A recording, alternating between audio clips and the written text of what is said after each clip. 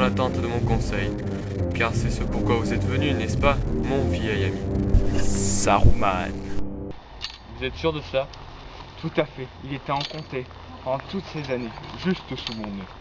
Et vous n'avez pas eu l'obligeance de le voir. Votre amour, la fumée de l'herbe des semi-hommes a légèrement altéré votre esprit. Mais il nous reste encore un peu de temps, un peu pour contrer Sauron. Du temps. Et combien croyez-vous que nous disposons? Sauron a retrouvé essentiellement la force qu'il avait autrefois. Il ne peut toujours pas prendre de forme physique, mais son esprit n'a rien perdu de sa puissance. Caché dans sa forteresse, le seigneur du Mordor voit tout. Son regard perce les nuages, les ombres, la terre et la chair. Vous savez de quoi je parle, Gandalf. Un grand œil, sans paupières, n'empé de flammes. Oui, Sauron. Il rassemble tout ce qui est maléfique.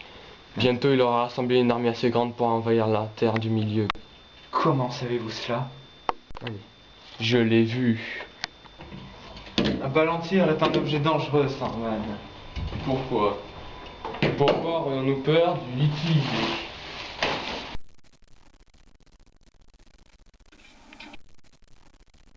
Nous ignorons ce que sont devenues les pierres des visions perdues.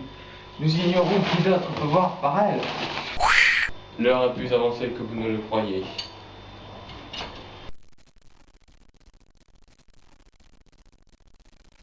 Les neufs ont déjà quitté Minas Morgul.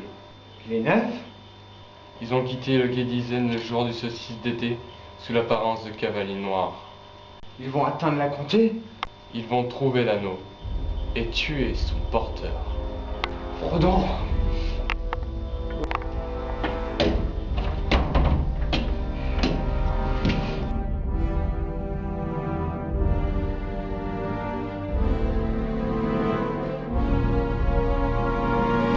Vous ne pensez donc pas qu'un Hobbit peut raviser avec la volonté de Sauron?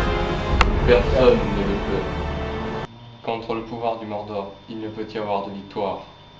Il nous faut se joindre à lui, Gandalf. Ce serait plus sage, mon ami. Dites-moi, ami, quand Saruman le Sage a-t-il abandonné la raison pour la folie?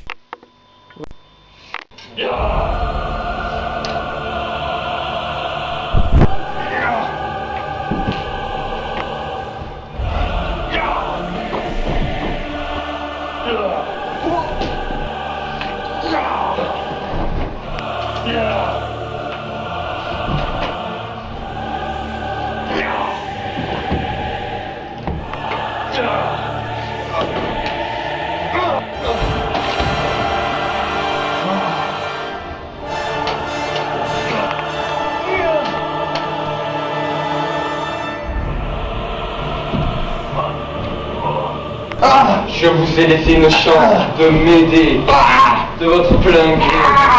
Mais vous avez préféré la voie de la souffrance.